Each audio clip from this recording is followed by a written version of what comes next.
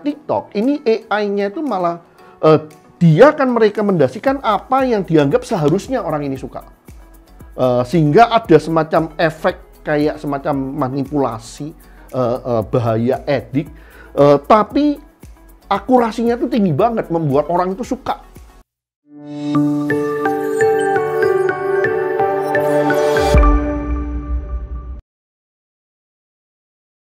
Ya, selamat datang teman-teman semuanya. Ini pelan-pelan kita udah sampai ternyata ke video ke-6 nih. Jadi setelah kita ngelihat pasangannya Apple dengan 3M, kita coba lihat ke Jermannya dengan Siemens SAP, sekarang kita Cina nih. TikTok tentunya semua orang tahu ya. Di Indonesia kan TikTok sekarang lagi ngetren banget nih di sini. Kita bawa tema TikTok, kemudian kita coba pasangkan dengan Alibaba. Karena yang menarik dari TikTok ini ya, bebareng dengan Alibaba, tidak banyak startup di China yang dari awal visinya itu adalah kayak dari Cina mendunia ya. Di mana Alibaba tahun 1999 si Jack Ma yang terkenal ada di videonya itu kan dia bilang kita akan membawa Cina ke dunia. Dan yang dia bilang Cina ke dunia itu yang dimaksudkan utamanya adalah ekspor ya, barang-barang Cina ke dunia. Yang menarik di tahun 2012 si Chang Yiming ini dari awal visinya adalah bagaimana membawa ByteDance perusahaannya dia ini bisa mendunia nih. Tapi dengan hal yang berbeda nih, zaman udah berubah kan, 1999 dengan tahun 2012 zamannya udah berubah. Dia inginnya nanti bagaimana mendunia dengan sesuatu yang intangible di dalamnya. Nah, ini menarik. Yang satunya lagi kalau kita lihat ya, ini adalah kita melihat bagaimana generasi daripada startup founder, daripada tech-based company di China ini orientasinya mulai berubah. Yang pertama kalau kita melihat Jack Ma kan old generation. Si Chang Yiming, pendiri daripada TikTok, ini kan dia selesai kuliahnya tahun 2003-2004 ya. Itu adalah saat saya datang ke Cina. Jadi kurang lebih dia kan usianya atau generasi Cina, generasinya si Chang Yiming ini kurang lebih kan seperti mahasiswa S2, S3 saya ya, yang saya bina selama di China. Generasi mudanya Cina, dan ini termasuk yang generasi, mungkin teman-teman pernah dengar The Little Emperor ya. Mereka-mereka yang karena one child policy, pada dasarnya orang-orang yang hidup dibesarkan dengan kakek nenek dari pihak ayah, ibu, dan bapak ibu. Wah, kurang lebih 6 orang ngurusin 1 orang kan. Ini adalah generasi awal yang mulai ini. Yang satunya lagi generasinya Chang Yiming ini suatu generasi yang agak sedikit diinspirasi dengan suksesnya Jack Ma, suksesnya si Robin Li dengan Baidu, suksesnya Pony Ma dengan Tencent. Itu kan big three-nya China waktu mereka ini baru tamat ya, atau waktu saya baru datang ke China dengan 3 center yang berbeda ya, Beijing, Hangzhou dan Shenzhen, dengan kekuatannya masing-masing beda nih di dalamnya. Tapi ini mulai nih dia dari awal itu, kalau kesan saya Chang Yiming ini udah semacam serial entrepreneur. Dia dari awal udah masuknya ke startup, travel agent yang berbasis internet. Sempat masuk sebentar ke Microsoft, keluar kemudian mulai mendirikan perusahaan lagi real estate sampai dengan 2012. Kalau yang saya ingat tahun-tahun itu udah mulai di China itu orang mulai bicara tentang venture capital, angel investor. Orang mulai bicara di sana. Dan di saat si Chang Yiming ini mendirikan ByteDance, ini juga menarik. Di satu pihak dia melihat kan kayak semacam market niche ya.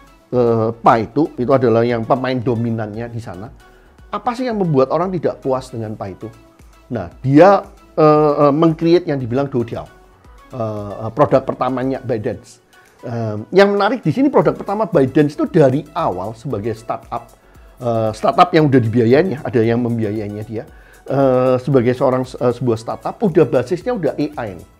Kalau kita lihat lagi AI itu di tahun-tahun itu dengan pulangnya Li Kai-Fu ya, Li Kai-Fu yang mulai membangun budaya, dia mau mengembangkan bisnis AI di China.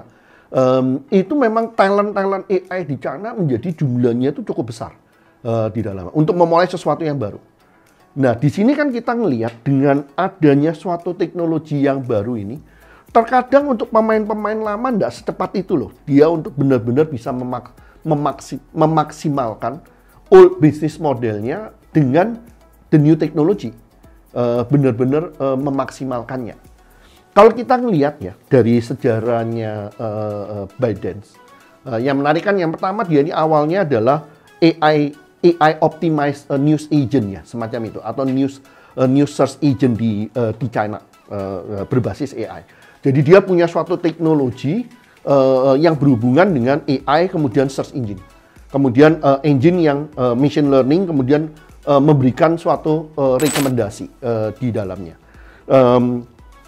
Doujia berkembang menjadi Douyin di China, tapi Douyin sendiri belum benar-benar meledak ya. Dia baru meledaknya itu setelah ByteDance dia meng-acquire Musical.ly, yang mana dengan akuisisi ini seakan-akan kayak si ByteDance ini yang nama Cinanya itu kan Zhijie Diaotong, itu kayak semacam information intelligence bertemu dengan art di dalamnya. Jadi suatu perusahaan yang base-nya itu adalah kayak semacam AI atau logika, itu ketemu dengan Musical.ly yang lebih kepada liberal art ya. Dia ketemu dan ini yang luar biasa. Kalau kita lihat lagi ya berbagai analisa yang udah dilakukan kenapa kok TikTok ini sukses, itu kan ada suatu kombinasi dengan adanya fund yang dimiliki oleh Musical.ly, ini dikombinasikan dengan AI yang dimiliki oleh ByteDance sebelumnya. Kemudian dia bisa mengoptimalkan apa yang akan direkomendasikan. Yang banyak orang juga bilang ini AI based recommendation-nya dia ini agak kayak semacam kadang-kadang kayak menyalahin etika segala macam, kan banyak diskusi yang ke arah sana ya. Yang kita lihat, kalau saya tidak salah ngerti ya, kalau kita bicara tentang teknologi seperti ini, banyak yang lain-lainnya, sosial media yang lain, sosial media platform ya, kayak misalnya Facebook, kemudian Instagram, itu kan berbasis machine learning. Kayak dia mencoba mempelajarin seseorang itu nyarinya apa, sukanya apa, kemudian dia merekomendasikan apa yang dia anggap orang ini akan suka. Tapi kalau yang pendekatannya TikTok, ini AI-nya itu malah dia akan merekomendasikan apa yang dianggap seharusnya orang ini suka.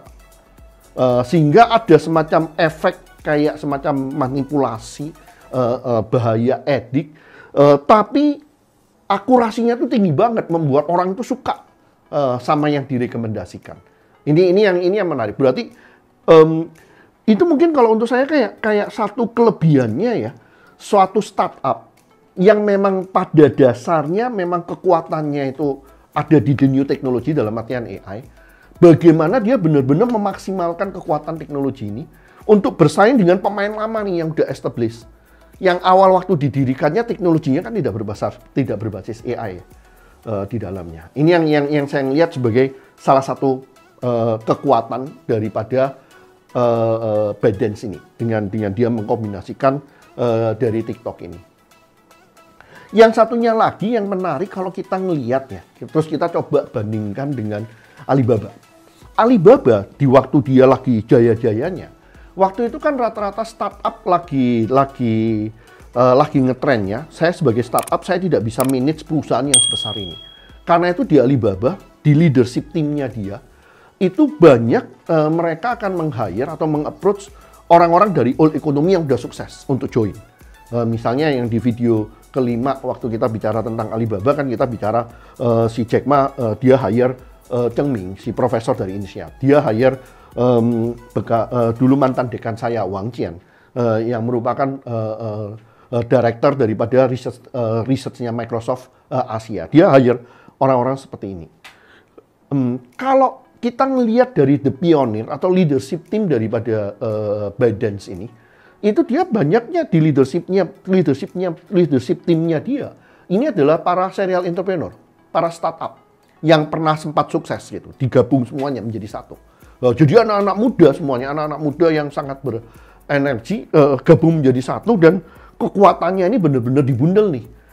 Karena kalau buat saya ya, ketemunya kayak ByteDance, base-nya di Beijing, dengan Musical.ly yang base-nya di Shanghai, ini agak sedikit stereotype di China ya. Stereotype di China itu kan Beijing itu orangnya agak sedikit konservatif, kemudian image-nya di China itu memang kan Beijing itu banyak orang yang jago untuk AI segala macam. Tapi kayak modern dance, liberal art itu kan memang pusatnya Shanghai ya. Ketemu dua ini kan. Jadi dia menggabungkan kayak startup atau kekuatan dari China, dari berbagai wilayah China, berkumpul para anak-anak muda startup ini untuk meng-create suatu bisnis baru yang potensi perkembangannya itu luar biasa. Nah, kalau kita coba melihat Alibaba, kemudian si ByteDance dengan suksesnya dia, mungkin yang menarik adalah message untuk kayak di Indonesia sekarang ini kan. Di Indonesia sekarang kan startup lagi booming juga nih, baru mulai booming nih.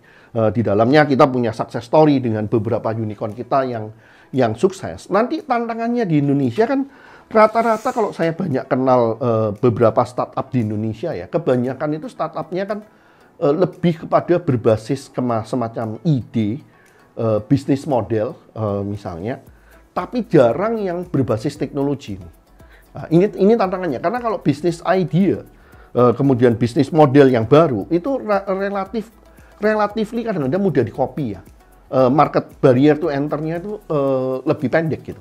Dibandingkan kalau ini berbasis kepada teknologi. Nah, ini tantangan di Indonesia nantinya bahwa startup kita itu bisa naik ke level berikutnya.